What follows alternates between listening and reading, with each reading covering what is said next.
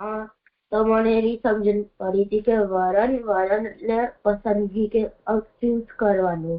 તો જીવનો આનંદ અંશનો તેરો ભાવ અને અવિદ્ય લાગતા પહેલા ભગવાન જીવનું વરણ કરે છે. અને ભગવાન જીવનું વરણ પુષ્ટિ જીવ, મર્યાદા જીવ, પ્રવાહી જીવ જેવું કરી શકે છે. અને પુષ્ટિ જીવમાં પણ 4 પ્રકારના જીવો છે: શુદ્ધ પુષ્ટિ, પુષ્ટિ પુષ્ટિ, મર્યાદા પુષ્ટિ, પ્રવાહી પુષ્ટિ. જેમ કે ડાયરેક્ટર એક્ટરને રોલ પ્લે કરવાનું આપે અને એક્ટરને રોલ પ્લે કરવાનું છે. પણ જ્યારે શો પતી જાય ત્યારે એક્ટર નોર્મલ બની જાય છે. એટલે એક્ટર પાસે સ્વતંત્રતા છે ને, એટલે જ્યારે એક્ટર ઈચ્છે ત્યારે એક્ટર રોલને અડોપ્ટ કરે છે અને જ્યારે શો પૂરો થઈ જાય ત્યારે રોલને ઉતારી દે છે અને પાછું નોર્મલ બની જાય છે. પણ વરણમાં આપને એવી ખબર નથી પડતી કે ભગવાન હેઠમાં આપનું વરણ કર્યું છે અને આપનામાં એવી સ્વતંત્ર પણ નથી હોતી. એટલે ભગવાન આપને જે વરણ કર્યું હોય એ વરણ પ્રમાણે આપણે એક્ટ કરીએ અને પછી જ્યારે ઈચ્છા થાય ત્યારે વરણમાંથી મુક્ત થઈ જઈએ એવું નથી હોતું. તો જે આનંદ અંશનો તિરોધાન છે એ ભગવાન એમની ઈચ્છાથી જીવમાં કર્યું છે. જીવમાં એવું સામર્થ્ય નથી કે આનંદ અંશનો તિરોભાવ થયા પછી આવિર્ભૂત થઈ જાય. હવે જ્યારે કોઈને ખબર પણ પડી જાય કે પ્રવાહી જીવ છે કે મર્યાદા જીવ છે તો વર્ણને બદલી નથી શકતો. એ વર્ણ તો જન્મથી જ છે અને જ્યારે મૃત્યુ થઈ જાય ત્યારે વર્ણમાંથી એ નિવૃત્ત મુક્ત થઈ જાય છે. તો હવે જે આસુરી જીવ જે છે એને જો ખબર પડી જાય અને કે આસુરી છે તો એ જેટલું પણ કરે એના જીવનમાં જેટલું પણ દેવી જીવ તરીકે કોઈ પણ સાધન કરે તો પણ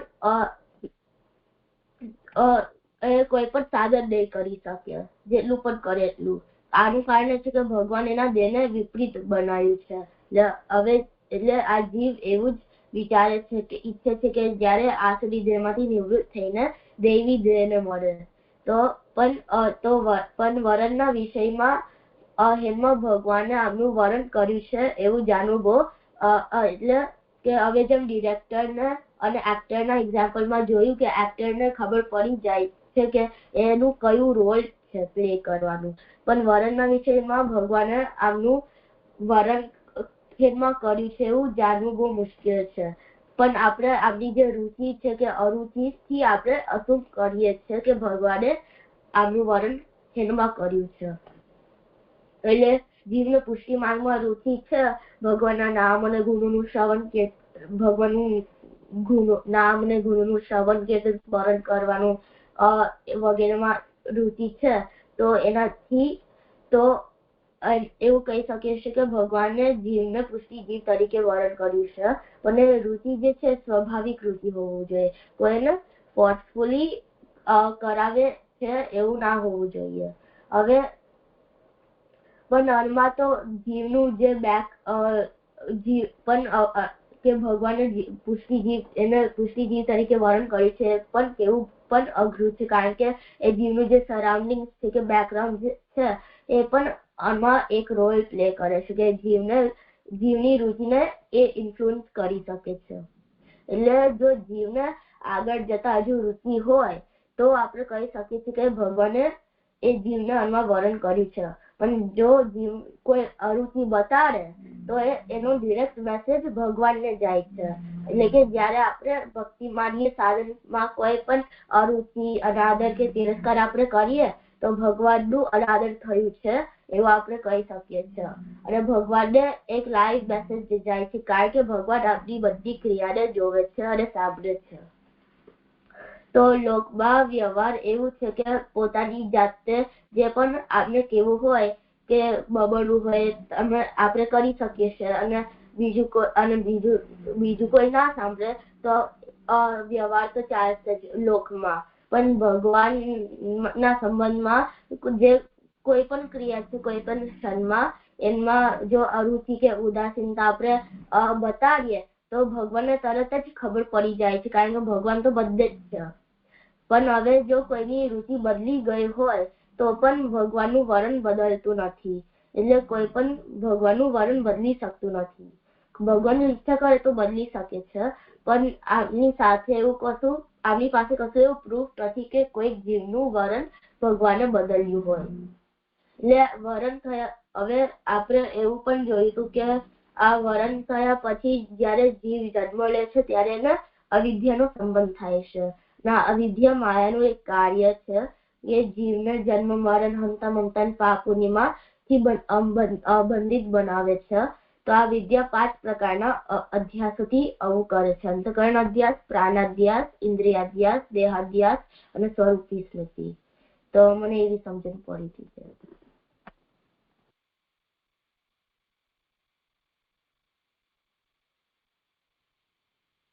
ભક્તિ, તને કઈ કેવું છે? ના, મને પણ એવું જ સમજાયું હતું ને કે જે વરણ છે એનો મતલબ થાય છે કે પસંદગી કરવી. અને આમાં જે એક્ઝામ્પલ આપ્યો છે ડાયરેક્ટર અને એક્ટરનો, તો એમાં એક્ટરને સ્વતંત્રતા હોય છે પોતાના રોલને એડોપ્ટ કરવાની, પણ અહીંયા જીવને નથી હોતી એવી એટલે એને કંઈ ખબર નથી હોતી. એને એ નથી ખબર હોતી કે ક્યારે શું અને એને શું કેરેક્ટર મળ્યું છે, શું કામ મળ્યું છે, શા કારણવશ, એવું કાંઈ એને ખબર હોતી નથી. અને જે ભક્તિ અને જે અરુચિ કોઈ બીજા માર્ગમાં બતાવે છે, જેમ આપણે હમણાં કીધું કે લૌકિકમાં તો એવું બધું આપણે કરીએ તો ચાલે. જેમ આપણે ટીચરનો એક્ઝામ્પલ આપ્યો હતો કે ટીચર આપણને હોમવર્ક આપે તો આપણે મનમાં કહી દઈએ તો ચાલે. તો પણ ભગવત સેવામાં આપણે એવી અરુચિ બતાવીએ તો એવું ભગવાન પાસે ડાયરેક્ટ ખબર પડી જાય. અને જે આ વાત છે એ અહીંયા એટલે કહેવામાં આવી છે કારણ કે તે છે અહીંયા કહે છે કે ભગવાન જેનો જે વરણ કર્યો છે તે કોઈ બદલી શકતું નથી. અને ભગવાન તેને બદલી શકે છે, પણ ભગવાન આવું કરતા નથી. અને જ્યારે હર વખતે મર્યાદા પુષ્ટિથી અલગ હોય, પુષ્ટિ મર્યાદાથી અલગ હોય, એવી બધાના અલગ અલગ રુચિ હોય છે.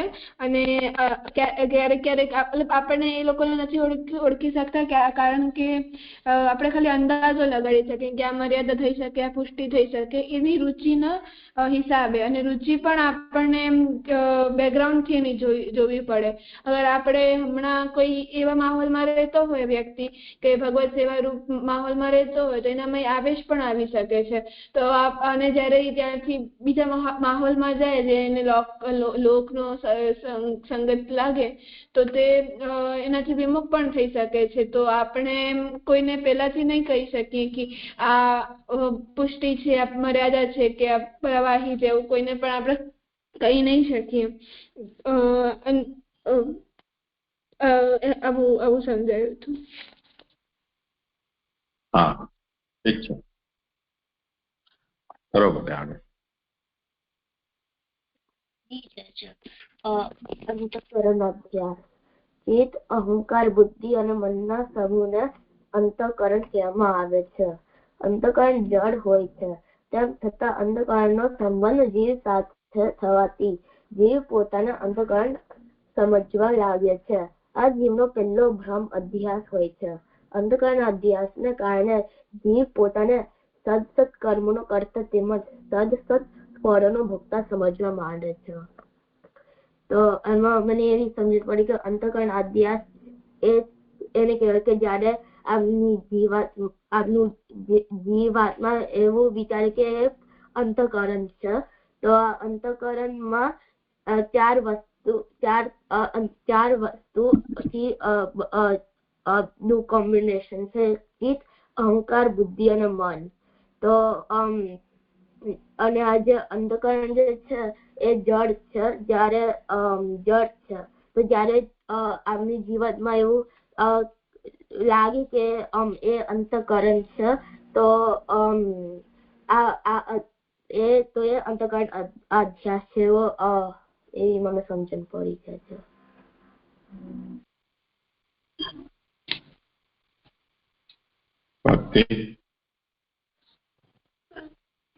મને આમ એમ સમજાયું કે જે અંતઃકરણ છે એ જે મન, બુદ્ધિ, ચિત્ત, અહંકારના ને આપણે જોડીએ તો તે અંતઃકરણ બને છે. તો જેમ આગળ આપણે જોયું કે સૌથી પહેલા વ્યુચ્ચરણ થાય છે બ્રહ્મમાંથી જીવાત્મા બને છે, પછી બ્રહ્મ એનામાંથી આનંદ અંશ તિરોધાન કરે છે, અને પછી તેને એના ગુણો પણ તિરોધાન થઈ જાય છે. જે ઐશ્વર્ય વીર્ય યશસ્વી જ્ઞાન વૈરાગ્ય જે ગુણો છે એ પણ તિરોહિત થઈ જાય છે આનંદ અંશ તિરોહિત થવાથી. એના પછી એવું જોયું હતું કે જે એને ભગવાન વરણ કરે છે એનો, અને એને ત્યારે દેહ પણ મળે છે. પછી તો જયારે દેહ એને મળે છે શરીર, ત્યારે એના અંદર માયાનો કોન્ટેક્ટ આવે છે, ત્યારે એના અંદર 5 પર્વની અવિદ્યા આવે છે, અને એનામાં સૌથી પહેલું અંતઃકરણ. અને અવિદ્યાના જે કાર્ય માયાનો કાર્ય અવિદ્યા છે ને, અવિદ્યામાં 5 અધ્યાસ આવે છે. તો પ્રકારના અધ્યાસ છે. તો એમાં સૌથી પહેલો અધ્યાસ છે અંતઃકરણ અધ્યાસ. એમાં અંતઃકરણ એટલે કે જે મન બુદ્ધિ ચિત્ત અહંકારનો સમૂહ હોય તેને અંતઃકરણ કહેવાય છે. અને જે અંતઃકરણ તો એમ જડ છે, અને જીવાત્માનો જ્યારે એમાં કોન્ટેક્ટ થાય છે ત્યારે એને અંતઃકરણ અધ્યાસ થાય છે. ત્યારે એને એવું લાગે છે કે હું જ અંતઃકરણ છું, એવું તેને થાય છે. જીવ પોતાને ચિદંશ નથી માનતો, પણ અંતઃકરણ માને છે. એવું સમજાયું.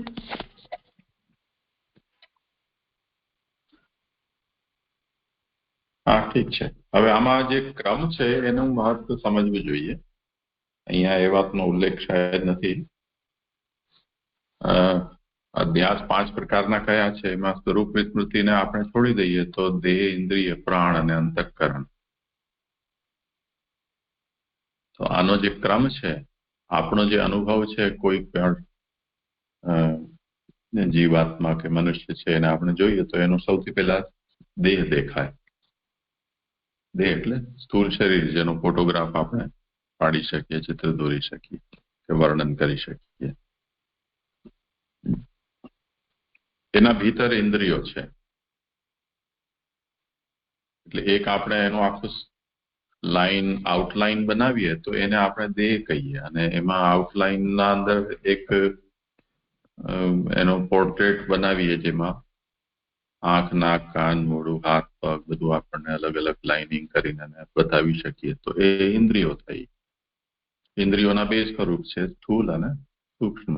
તો સ્થૂલ ઇન્દ્રિયો એટલે હાડ ચામડાના બનેલા જે અંગો છે તે, અને એમાં સૂક્ષ્મ ઇન્દ્રિયો અથવા આધ્યાત્મિક ઇન્દ્રિયો રહેતી હોય છે, જે શક્તિરૂપ કહેવાય.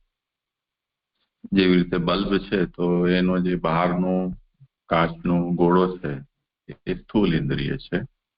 એના અંદર જે ફિલામેન્ટ હોય અથવા ઇલેક્ટ્રિસિટી નો જે અંદર કનેક્શન હોય તે આપણે એને સૂક્ષ્મ ઇન્દ્રિય કહીએ, જે આધ્યાત્મિક હોય. તો પહેલા દેહ છે, એના પછી ઇન્દ્રિય છે, અને એના ભીતર ઇન્દ્રિયોને અને દેહને શક્તિ આપનારો પ્રાણ એ આખા શરીરમાં વ્યાપ્ત છે. એના જુદા જુદા પ્રકારો પણ છે. તે પછી અંતઃકરણ. જેમ કોઈ વ્યક્તિ સૂતું હોય તો આપણને દૂરથી એનું એક દ્રશ્ય દેખાય, તો એની આકૃતિ આપણને દેખાય. પછી નજીક જઈએ તો એના ઇન્દ્રિયોનું જ્ઞાન થાય. પછી શ્વાસ ચાલતો હોય તો આપણને એના પ્રાણની ખબર પડે. પછી આપણે કોઈકને શોધતા હોઈએ અને એનું નામ બોલીએ અને હું એમ બોલે તો એનો મતલબ એ થયો કે એનું અંતઃકરણ જવાબ આપી રહ્યું છે. એ અંતઃકરણ સૌથી લાસ્ટ આવે છે. આપણી કોઈ વ્યક્તિની અનુભૂતિ છે એમાં દેહ, પછી ઇન્દ્રિય, પછી પ્રાણ અને પછી અંતઃકરણ. આત્મા તો છેલ્લે બાકી. જો અંતઃકરણ હું એમ બોલે તો ખબર પડે કે આની અંદર આત્મા છે, નહીં તો આપણે એમ સમજીએ કે આત્મા આને ઉડી ગઈ. તો છેલ્લે બાકી આત્મા છે એનું અનુમાન માત્ર થાય છે, એનો પ્રત્યક્ષ નથી થતો. પરંતુ જે અધ્યાસ છે એ આનાથી વિપરીત ક્રમમાં થાય છે. એટલે આત્મા તો આપણું સ્વરૂપ છે, એટલે આત્માધ્યાસ તો હોતો નથી. આત્માધ્યાસ હોય તો એ સારી વાત કહેવાય, એટલે વ્યક્તિ જીવન મુક્ત જેવો કહેવાય. પણ અધ્યાસ જે છે એ આપણને જે આત્મ સ્વરૂપ નથી, એટલે કે જે ચૈતન્ય નથી, જે જડ છે, જે આપણું ખરું સ્વરૂપ નથી, પરંતુ આપણા ઉપર જે આવરણ ચડાવી દેવામાં આવ્યું છે એને આપણે આપણું સ્વરૂપ માનતા થઈ જઈએ, એટલે કે આત્મા માનતા થઈ જઈએ. એનું નામ અધ્યાસ. અધ્યાસ એટલે ખોટી સમજ, ભ્રાંતિ. તો હું આત્મા છું આવી મારી સમજ એ સાચી સમજ છે, અને હું મન, બુદ્ધિ, ચિત્ત, અહંકાર છું એવી જે આપણી સમજ છે એ અંતઃકરણનો અધ્યાસ, એટલે અંતઃકરણ હોવાની ગેરસમજ. તો અંતઃકરણ અધ્યાસ શા માટે? પહેલે કેમ કે આત્માના સૌથી નિકટ અંતઃકરણ હોય છે, એટલે પહેલો અધ્યાસ છે અંતઃકરણ. એના પછી પ્રાણ, એના પછી ઇન્દ્રિય, તે પછી દેહ. કેમ કે જે આત્માને દેહ નથી, એટલે કે આત્મા દેહ છોડીને જતી રહી છે, તો એને હવે દેહાધ્યાસ તો નહીં રહી જાય, પરંતુ ઇન્દ્રિય, પ્રાણ અને અંતઃકરણ તો એ આત્માની સાથે ચીટકેલા જ છે. એનો અધ્યાસ તો એને રહેવાનો છે. કદાચ દેહાધ્યાસ એનો હવે દેશ એની સાથે નથી એને કારણે ન રહી જાય, પરંતુ જો તેમ છતાં પણ દેહાધ્યાસ છે એવું આપણને કહેવું હોય તો એમ કહી શકીએ કે જે દેહને છોડીને એને ગયો છે એ દેહનો એને અધ્યાસ બનેલો રહે. એટલે કે પહેલા હું આમાં રહેતો હતો, પહેલા મારા ઉપર આવી જાતનું એક એડિશનલ આવરણ હતું જે અત્યારે નથી. જેમ આપણે આપણા કોઈ કપડાં હોય, એ કપડાં કોઈકને આપણે આપી દીધા હોય, ટૂંકા પડતા હોય કે ગમે તે કારણે, અને એ વસ્ત્ર પહેરીને કોઈ ફરતું હોય તો આપણે યાદ આવી જાય એની કે આ પહેલા મેં આ પહેર્યું હતું ત્યારે આવું હું દેખાતો હતો કે દેખાતો. તો જે છૂટી ગયેલો દેહ છે એના સાથે પણ એ આત્માને મમત્વ હોય છે. તે કારણે એ પ્રકારનો દેહાધ્યાસ એને હોય છે એમ કહી શકાય. કેમ કે એ જ કારણે આ બધી જે મરણોત્તર ક્રિયાઓ છે એ આવી જ ભાવનાથી કરવામાં આવે છે. તર્પણ છે કે શ્રાદ્ધ છે.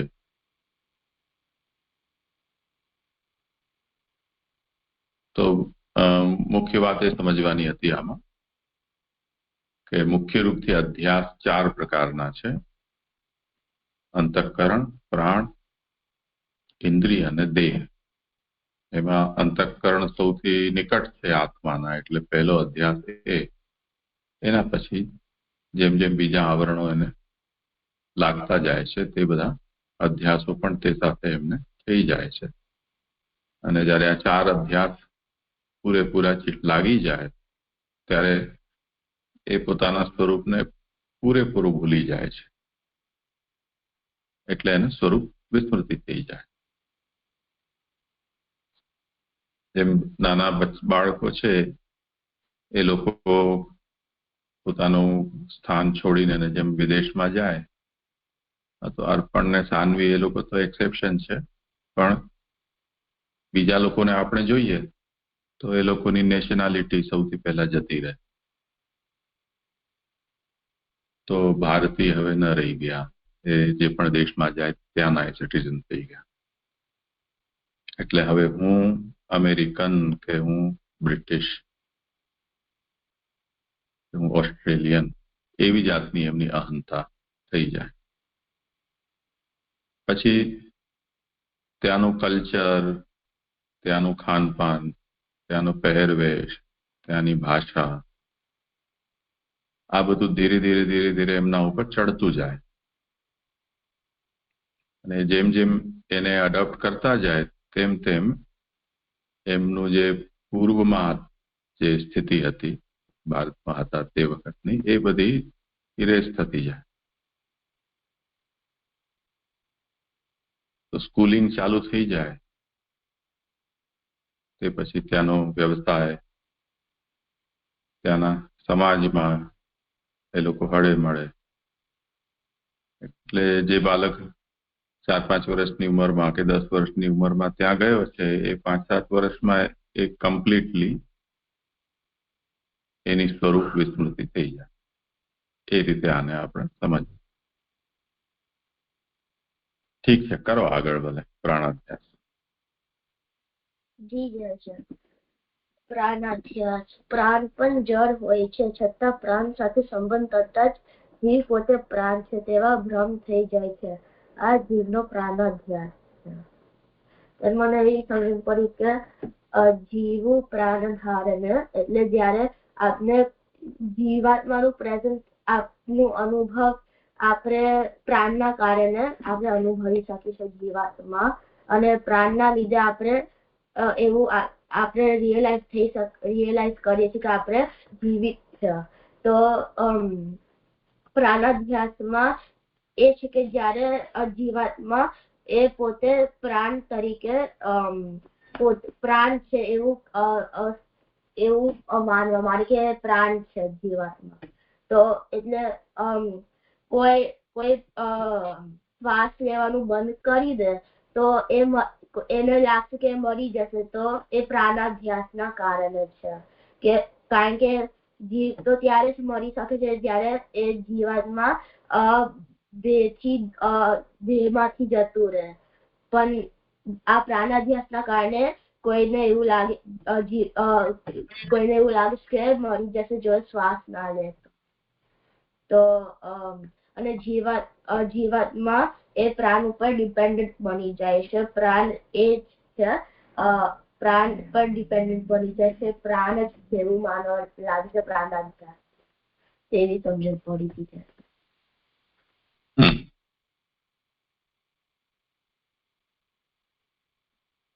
ઠીક છે, કરો આગળ. ઇન્દ્રિયાધ્યાસ. ઇન્દ્રિયો પણ જળ હોય છે, છતાં ઇન્દ્રિયો સાથે સંબંધ થતા જીવ પોતાની ઇન્દ્રિય સમજવા લાગી જાય છે.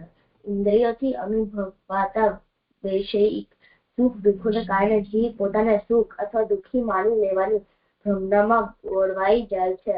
આને ઇન્દ્રિયાધ્યાસ કહેવામાં આવે છે. એટલે અહીંયા મને એ સમજણ પડી કે ઇન્દ્રિયાધ્યાસ એટલે કે જ્યારે આત્મા પોતે ઇન્દ્રિય છે એવું માનવામાં આવે છે. તો અહીંયા કે ઇન્દ્રિયોથી ના સંબંધના કારણે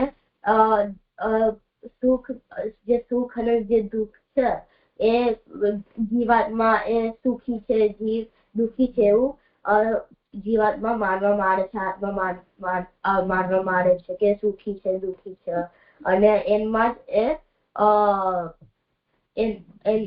એમાં બંધાઈ જાય છે સુખ અને દુઃખમાં. તો આ ઇન્દ્રિયાધ્યાસ છે એવી સમજણ પડી.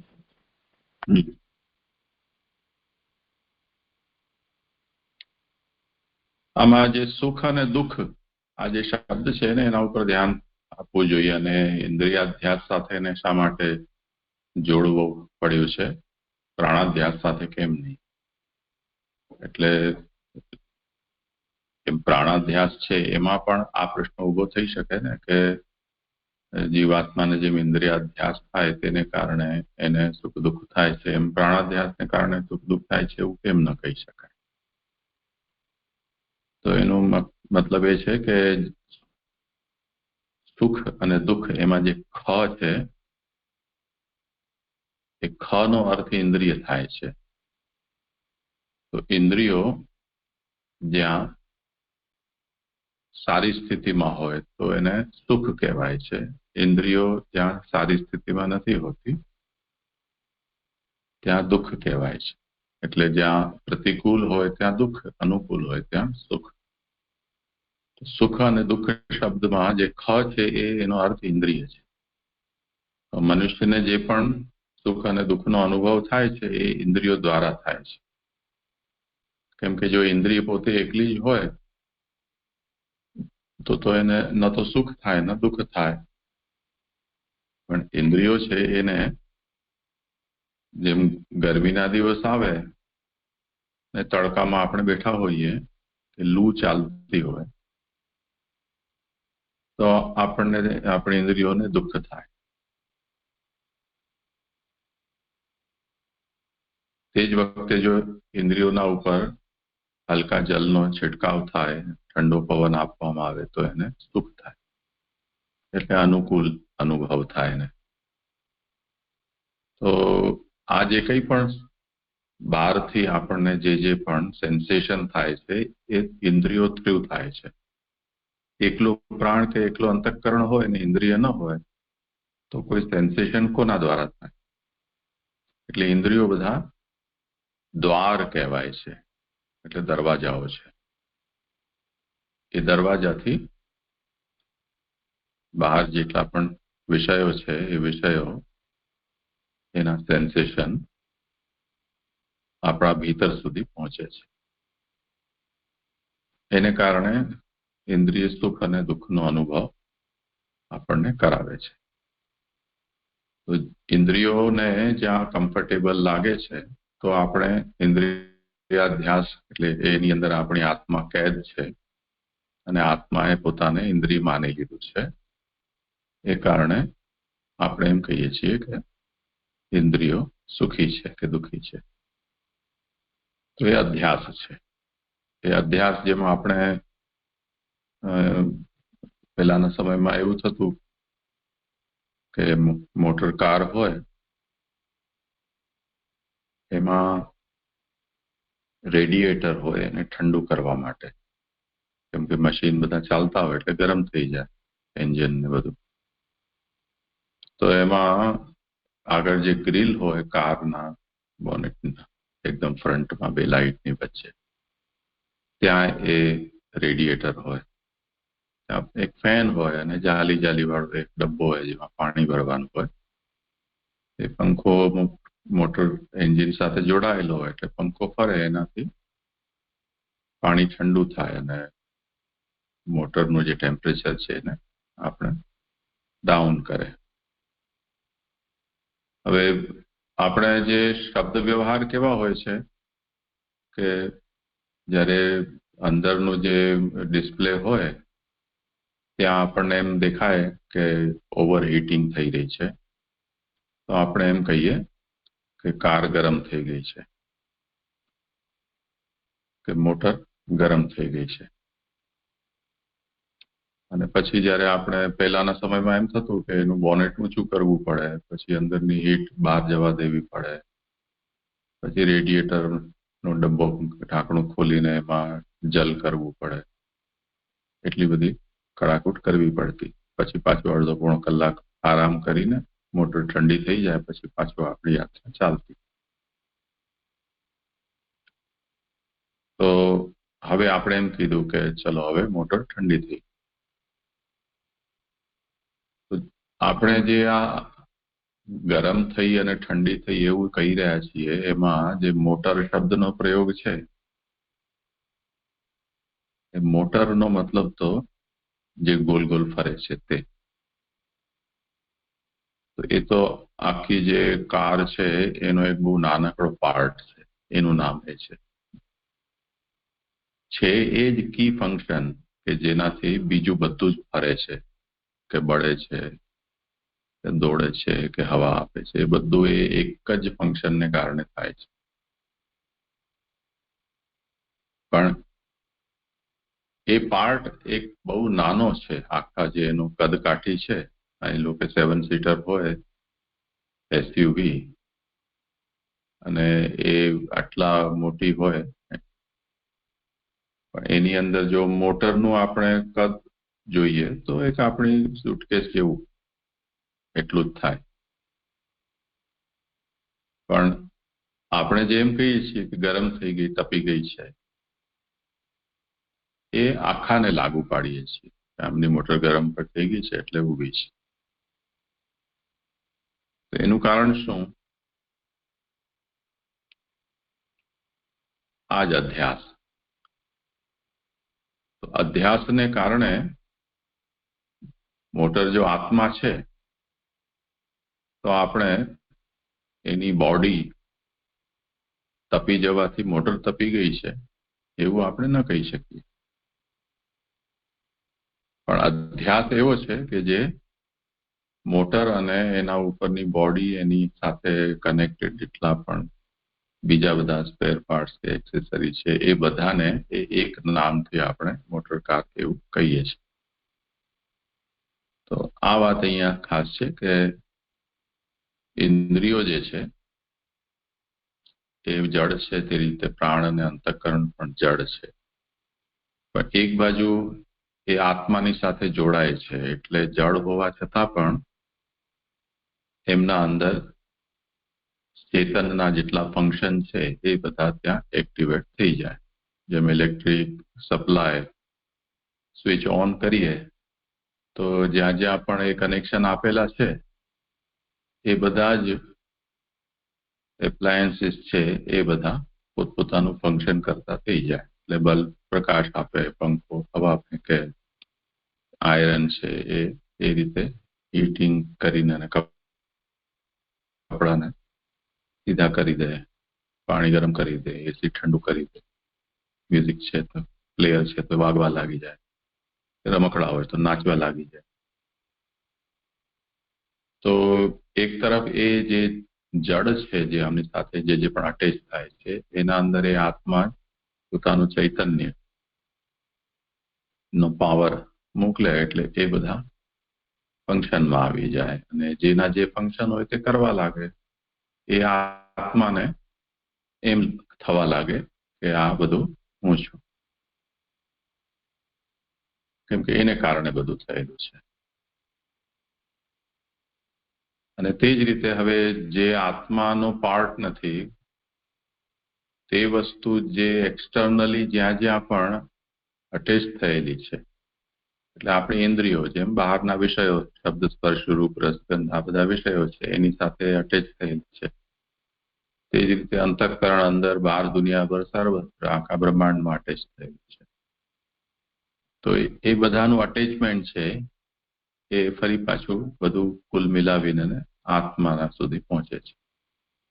આ જાતની આ એક રમત છે કે જેમાં સુખ દુઃખ આત્મા અનુભવ કરતો થઈ જાય છે. ઠીક છે, કરો આગળ. હા જય તો દેહાધ્યાસ નરી આંખે દેખાતા આપના સ્થૂળ શરીરને દેહ કહેવામાં આવે છે. દેહ પણ જડ હોય છે, પરંતુ જીવની સાથે તેનો સંબંધ થવાથી જીવ પોતાને દેહ સમજીને દૈહિક સુખ દુઃખોને પોતાના સુખ દુઃખ માની લે છે હોય છે. આ જીવનો દેહાધ્યાસ છે. તો આમાં મને એવી સમજણ પડી કે અહીંયા દેહાધ્યાસમાં જે છે, જે સ્થૂળ શરીર જે છે એ દેહ આત્મા દેહ માની લે છે અને આત્મા પોતાની જાતે દેહ માની લે છે અને એના લીધે જે બધા દેહના સંબંધી જે બધા જે સુખ અને દુઃખો જે થાય છે એ આત્મા પોતાના સુખ અને દુઃખ માની લે છે.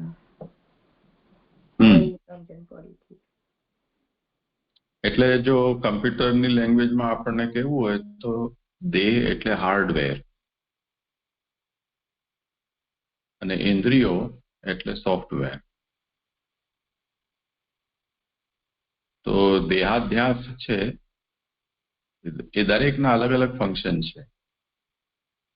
તો જેનું જે ફંક્શન છે એ આત્મા સાથે જોડાવાને કારણે એ ફંક્શન પોતે કરવા લાગી જાય છે. એટલે સોફ્ટવેર હોય પણ એના સાથે હાર્ડવેર અટેચ ન કર્યું હોય તો ન તો આપણને એમાં ડિસ્પ્લે મળે, ન એના અંદર કોઈ આપણે એક્ટિવિટી કરી શકીએ. અને ડબલું હોય બધું જ કમ્પ્યુટરનું કે ફોનનું, પણ અંદર એપ્લિકેશન કે સોફ્ટવેર ન નાખેલા હોય તો પણ એ કેવલ શોભાનું થઈ જાય વિષય. એવી રીતે દેહ જે છે એ આનું એક કવર છે, હાર્ડવેર છે, જેના થ્રુ આ સોફ્ટવેર છે પોતપોતાના બધા ફંક્શનને ઇફેક્ટિવલી કરે છે. તો આ છેલ્લું આવરણ છે આત્મા ઉપર,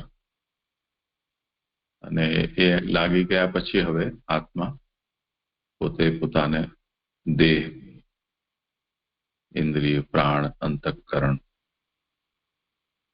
એવું એનું જળ સ્વરૂપ છે માનતી થઈ જાય છે. આ દેહાધ્યાસ છે. ઠીક છે, કરો છેલ્લું સ્વરૂપ વિસ્મૃતિ. જી જણાવજો. સ્વરૂપ વિસ્મૃતિ પોતે બ્રહ્મનો અંશ છે એવા પોતાના સ્વરૂપને ભૂલી જવું તેને સ્વરૂપ વિસ્મૃતિ કહેવામાં આવે છે. જેમ જેમ પૂર્વોક્ત અધ્યાસો જીવને વળગતા જાય છે તેમ તેમ તે પોતાના સ્વરૂપને વધુ ને વધુ ભૂલતો જાય છે. પરિણામે પોતાના અંશી બ્રહ્મથી વધુ ને વધુ દૂર થતો જાય છે.